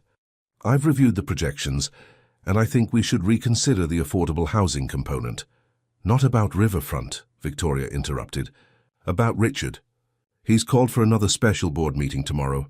The agenda isn't specified, but my sources tell me he's making a serious play this time." Alexander sighed, unsurprised. He's been building to this for weeks. "This is different," Victoria warned. "He's been meeting privately with major shareholders. Whatever he's planning, he believes he has the votes. He can't force me out without my shares," Alexander reminded her. As majority shareholder, his position was technically secure. "No, but he can make things extremely difficult if he has enough board support." Victoria hesitated, then added, "There's something else. He's been investigating Sarah." Alexander's expression hardened. "What do you mean investigating?" "Background checks, financial history, employment records, looking for something he can use." "Sarah's life is an open book," Alexander said confidently. "She has nothing to hide." Victoria's discomfort was evident. "Alex, I think he's found something. I don't know what, but he seems very certain of his position." A cold feeling settled in Alexander's stomach. "Keep me informed of anything else." "You hear?" he said, his voice controlled despite the anger building within him. "And Victoria, thank you for your loyalty." After she left, Alexander tried to focus on work, but found his thoughts continually returning to Victoria's warning. What could Richard possibly have discovered about Sarah that would give him leverage? The question haunted him through meetings and conference calls until, unable to concentrate further, he decided to leave early. The late autumn afternoon was turning to dusk as Alexander's car pulled up outside Sarah's building. Emma would be at her after-school program for another hour, giving him time to speak with Sarah privately about Richard's maneuvering. He was about to text her when the building's front door opened and a man emerged, tall, in his mid-30s, with the kind of casual good looks that suggested minimal effort. The man glanced at Alexander's car, then continued down the street with a confident stride. Something about him tugged at Alexander's memory, a vague sense of recognition he couldn't place. Dismissing the feeling, he entered the building and made his way to apartment 2B. Sarah answered his knock with evident surprise. "Alexander, I wasn't expecting you until dinner." "I finished early and thought I'd help with dinner preparations," he explained, noticing immediately that something was off. Sarah's eyes were slightly red, her smile forced. "Is everything all right?" "Of course," she said too quickly, stepping back to let him enter. "Just a hectic day. The rent assistance program launch is more complicated than we anticipated." Alexander studied her carefully as he hung up his coat.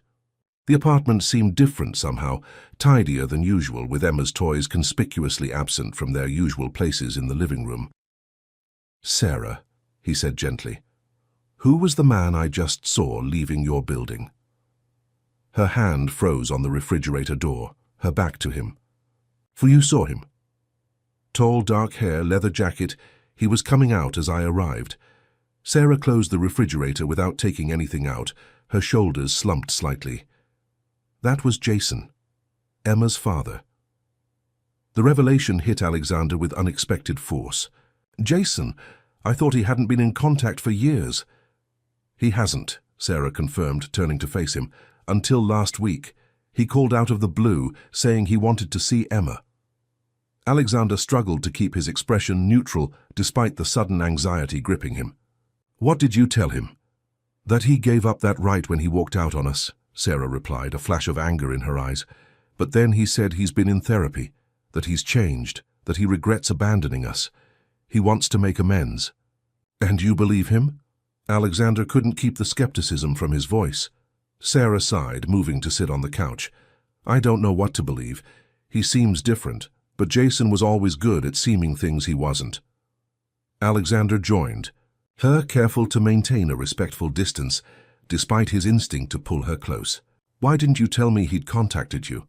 "Because I didn't want it to be real," she admitted, looking down at her hands.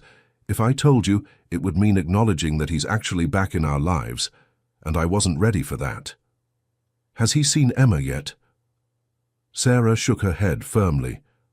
No, I told him I needed time to think about it, to decide what's best for her. He's been surprisingly respectful of that boundary.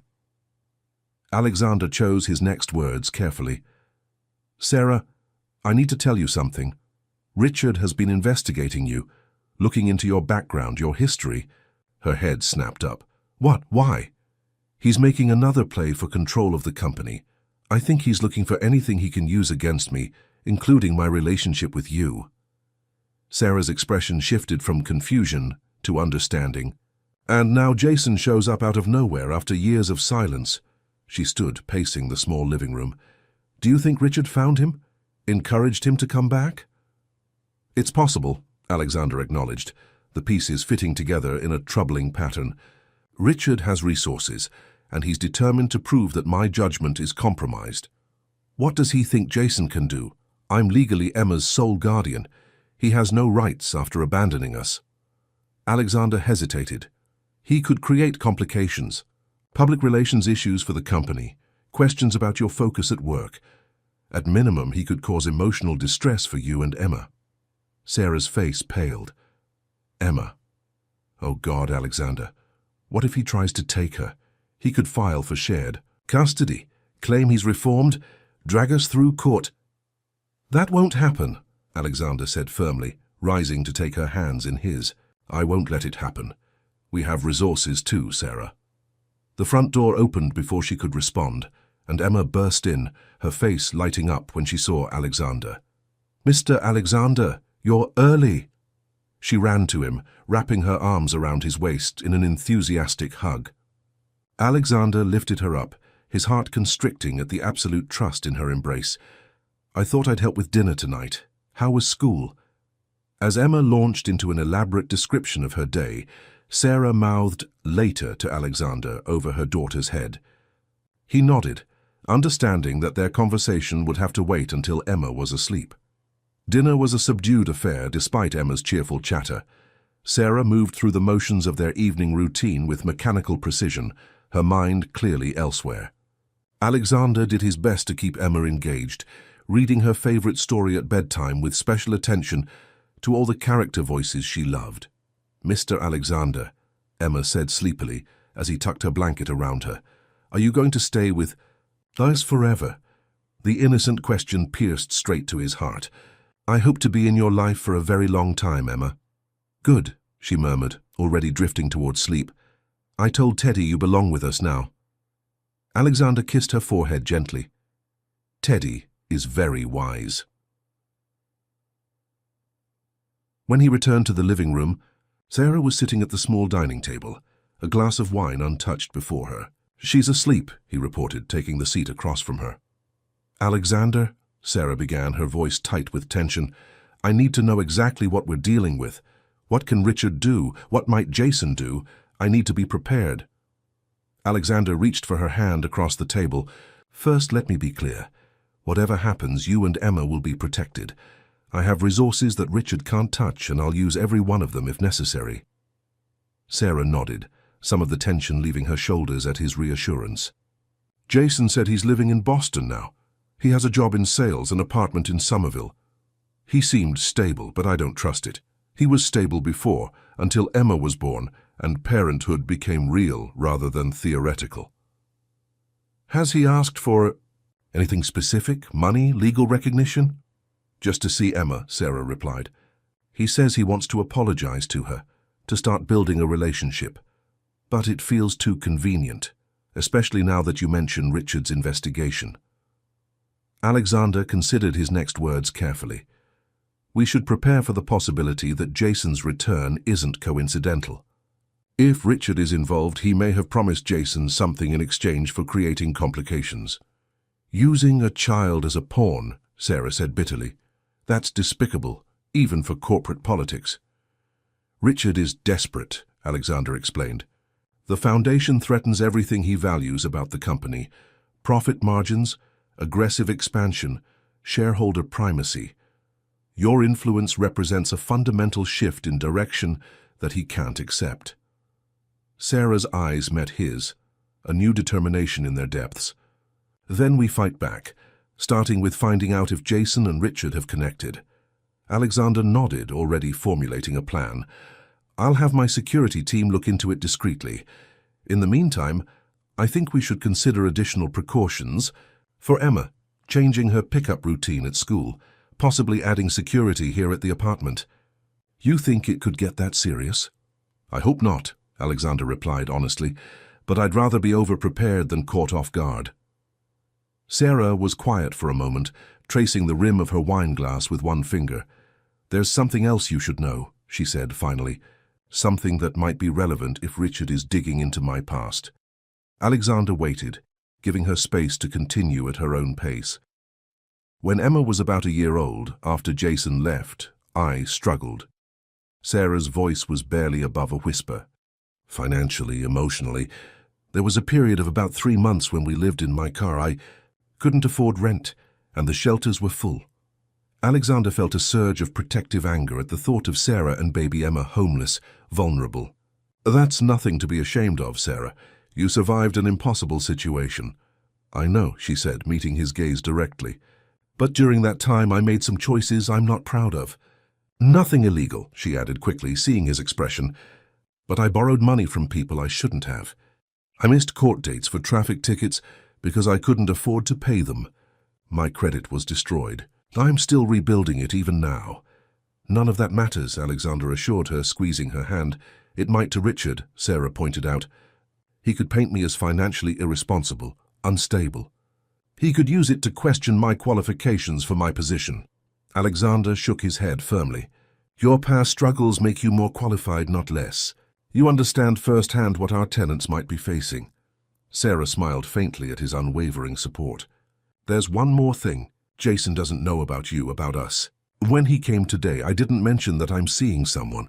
Why not? Alexander asked, genuinely curious rather than offended. Instinct, I suppose. I didn't want to give him any more information than necessary, until I understand what he really wants. Sarah hesitated, and I was afraid it might provoke him. Jason always had a jealous streak even after he left. The idea of another man in Emma's life might trigger complications. Alexander processed this information, adding it to the complex equation they were facing. We should be strategic then. For now, keep things as they are. Don't volunteer information about our relationship, but don't lie if he asks directly. Sarah nodded, then suddenly looked exhausted, the weight of the situation settling visibly on her shoulders. I'm so sorry, Alexander. You've already been through so much, and now this drama— Stop, he interrupted gently. This isn't your fault. None of it is, and we'll handle it together. He moved around the table to kneel beside her chair, taking both her hands in his. Sarah Parker, I want to be absolutely clear about something. I'm not going anywhere. Not because of Richard, not because of Jason, not because of anything in your past.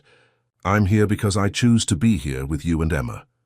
Tears welled in Sarah's eyes, but she blinked them away, refusing to break down. I'm scared, Alexander. Not just of losing my job or facing scandal. I'm scared of losing what we've built together. These past months they've given Emma and me something we never thought we'd have, a sense of family, of belonging. You haven't just built that for yourselves, Alexander said softly. You've built it for me too. After Catherine and James, I never thought I'd feel this way again, part of something that matters more than acquisitions or developments or shareholder value. Sarah leaned forward, resting her forehead against his. So what do we do now? Now, Alexander said, his voice calm and certain, we prepare. We gather information, we protect Emma, and we face whatever comes together. And tomorrow I go to that board meeting and remind Richard exactly who built Mitchell Enterprises. Later that night, as Sarah slept beside him in the narrow bed, Alexander lay awake, planning strategy and contingencies. The thought of Jason Turner inserting himself into Emma's life filled him with a visceral dread. Not just for the complications it would create, but for the pain it might cause her, the confusion, the false hopes, the potential disappointment. In just 3 months, Emma had become as precious to him as if she were his own child. The thought of anyone hurting her, even her biological father, awakened a fierce protectiveness he had only felt once before, for James. Alexander gently extricated himself from Sarah's sleeping form and moved to the doorway of Emma's room, watching the rise and fall of her small chest as she slumbered peacefully, unaware of the adult complications swirling around her. Teddy Bear was clutched in one arm, the duck Alexander had given her in the other. "I'll keep you safe," he whispered, a promise to the sleeping child and to himself. "Both of you, whatever it takes." As he returned to bed, his phone buzzed with an incoming text. Marcus Chen. "Emergency meeting tomorrow moved to 9 a.m. Richard has distributed materials to board members in advance. Content unknown but tone described as explosive. Wanted you to know. Stay strong." Alexander set the phone aside without replying. Whatever Richard had planned, whatever he thought he had discovered about Sarah or their relationship, Alexander was ready to fight. Not just for his company, but for the family he had unexpectedly, miraculously found. Sarah stirred beside him, reaching for him in her sleep. Alexander gathered her close, breathing in the scent of her hair, feeling the steady rhythm of her heart against his. 3 months ago, he had been a ghost drifting through his own life. Now, he was anchored by love, a love he would defend with everything he had. 6 months later, Boston bloomed with the vibrant colors of spring. Cherry blossoms lined Commonwealth Avenue, their delicate pink petals drifting on the breeze like nature's confetti. In the public garden, tulips and daffodils created a kaleidoscope of color around the lagoon, where the famous swan boats glided across the water, carrying tourists and locals alike. At the edge of the garden, a small gathering assembled beneath a white pergola, draped with ivy and white roses. Though modest in size, only 50 guests, the collection of people represented both worlds that had collided and merged in the past 9 months. Executives from Mitchell Enterprises mingled with teachers from Emma's school. Sarah's colleagues from the Tenant Relations Department chatted with residents from the Winchester Street building, all united by their connection to the couple at the center of it all. Emma Parker, soon to be Emma Mitchell, twirled in her flower girl dress, a confection of ivory satin and lace that matched the simple elegance of her mother's wedding gown. Her golden curls had been arranged in an intricate crown of braids, interwoven with baby's breath and tiny roses, making her look like a fairy princess from one of her beloved storybooks. "Do I look pretty enough, Ms. Wilson?" she asked her kindergarten teacher, who had been invited at Emma's insistent request. "You look absolutely magical," Ms. Wilson assured her, straightening the small basket of rose petals Emma would scatter down the aisle. "Your mom and Mr. Alexander will be so proud." Emma beamed, clutching her basket with one hand and Teddy Bear, sporting a tiny bow tie for the occasion, with the other. "Alexander says he's going to be my real dad now. Not just my heart dad, but my legal dad too." "That's wonderful, sweetheart," Ms. Wilson replied, touched by the child's simple articulation of adoption. "He's very lucky to have you. And I'm lucky to have him," Emma stated with the absolute certainty of a 6-year-old who had never doubted, even from that first meeting, that Alexander Mitchell belonged in her life. Teddy knew it right away. That's why he didn't mind when I offered him to Alexander that day. In a tent set up as a temporary dressing area, Sarah stood before a full-length mirror, hardly recognizing the woman reflected back at her. The ivory sheath dress was far simpler than traditional wedding gowns, but its elegant lines and exquisite tailoring spoke of quiet luxury. Her hair fell in soft waves around her shoulders, adorned only with a single gardenia over one ear, Catherine's favorite flower, a subtle tribute that had been Alexander's suggestion. Victoria Adams, who had become a close friend and ally in the months since Richard's departure, adjusted the small train. "You look absolutely breathtaking, Sarah. Alexander won't know what hit him." Sarah smiled, still occasionally overwhelmed by the turn her life had taken. "A year ago, I was facing eviction and unemployment. Now I'm getting married in the public garden with the mayor of Boston in attendance. It doesn't seem real sometimes." "It's real," Victoria assured her, handing her the bouquet of white roses and lavender, "and well-deserved. What you've accomplished with the Tenant Relations Department and the Foundation has been remarkable." The Mitchell Foundation for Housing Security had launched 3 months earlier to significant media attention, already providing assistance to over 200 families facing housing insecurity across Boston. The model was being studied by real estate companies in other cities, prompting discussions about corporate responsibility in the housing sector nationwide. "I had help," Sarah acknowledged. "Alexander's vision for the foundation, went far beyond anything I could have imagined. You inspired that vision, Victoria reminded her. You and Emma changed him in ways none of us thought possible after he lost Catherine and James. A knock at the tent entrance interrupted their conversation. Marcus Chen peeked in, his expression warm. It's time, Sarah. Everyone's ready, and Alexander is practically vibrating with anticipation at the altar. Sarah took a deep breath, smoothing non-existent wrinkles from her dress. How's Emma? Is she ready? She's giving the ring bearer very serious instructions about proper petal-to-step ratios for optimal flower distribution, Marcus reported with a straight face. The poor boy looks terrified of getting the math wrong. Sarah laughed, the last of her nervousness dissolving in the mental image of her daughter's characteristic intensity. That sounds about right.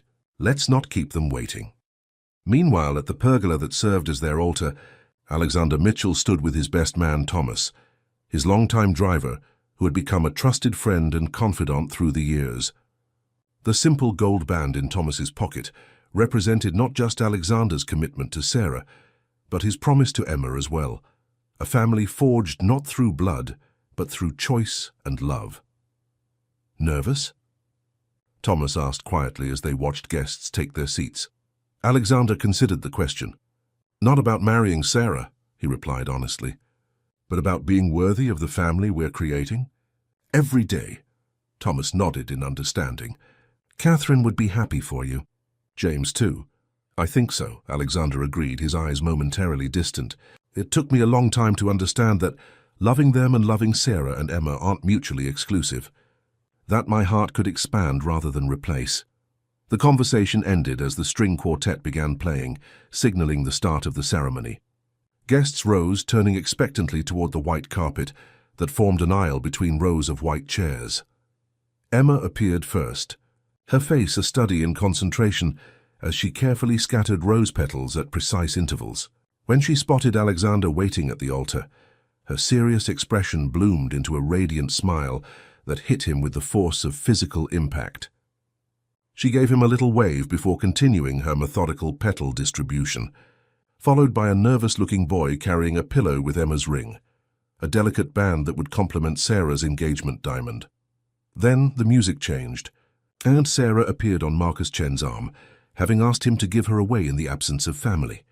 Alexander's breath caught at the sight of her, not just her physical beauty, which was considerable, but the strength and grace she embodied, the quiet dignity that had first impressed him when he knocked on her door 9 months ago. As she moved toward him, Alexander reflected on the journey that had brought them here. The pain of losing Catherine and James would always be part of him, but it no longer defined him. Sarah and Emma had shown him that love wasn't finite, that the heart could heal and expand, making room for new joy without diminishing what came before. When Sarah reached the altar, Marcus placed her hand in Alexander's with a formal nod before taking his seat. Emma immediately positioned herself beside them, reaching up to hold both their hands and completing the circle of their small family. The officiant, a judge who had been Alexander's father's friend, smiled at the tableau before beginning the ceremony. Friends and family, we gather today to celebrate not just the union of Alexander and Sarah, but the creation of a family that reminds us all that love can find us in the most unexpected places, at the most unexpected times. The ceremony itself was brief but deeply personal. Alexander and Sarah had written their own vows, each speaking from the heart about the journey that had brought them together. Sarah, Alexander began, his voice steady despite the emotion evident in his eyes. 9 months ago, I came to your door as a man who had forgotten how to live.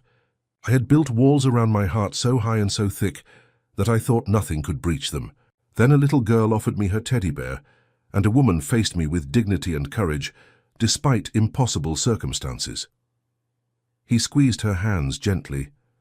You didn't tear down my walls, you showed me the door I had forgotten existed. You and Emma reminded me that a life without connection isn't a life at all, it's merely existence. I promise to honor the trust you've placed in me, to be a partner worthy of your strength, and to be the father Emma deserves. My heart, my home, my life, they're yours now and always. Sarah blinked back tears as she began her own vows. Alexander, when you first knocked on our door, I saw only the landlord coming to evict us. I had no idea I was meeting the man who would change our lives in ways I couldn't imagine. You saw us, really saw us, when others looked past. You recognized our dignity when others saw only our circumstances. Her voice grew stronger as she continued. I promise to stand beside you as we build not just our family, but the vision of a more compassionate world that we share. I promise to remind you of your own goodness on the days you might forget it. And I promise that Emma and I will fill your life with so much love that the empty spaces will echo with laughter instead of silence. When the time came for rings, Emma proudly presented each one, her face solemn with the importance of her role. As Alexander slipped the wedding band onto Sarah's finger, he spoke the traditional words with profound meaning. With this ring, I thee wed. Sarah repeated the gesture and the words, the simple gold band gleaming against Alexander's skin, a visible symbol of the connection that had transformed both their lives. And now, the judge said, smiling broadly, by the authority vested in me by the Commonwealth of Massachusetts, I pronounce you husband and wife. You may kiss the bride. As Alexander and Sarah shared their first kiss as a married couple, Emma clapped her hands in delight, then tugged at Alexander's suit jacket. Laughing, he lifted her into his arms, including her in their embrace as applause erupted from the gathered guests. We're officially a family now, Emma announced to everyone within earshot as they made their way back down the aisle. Teddy says it's about time.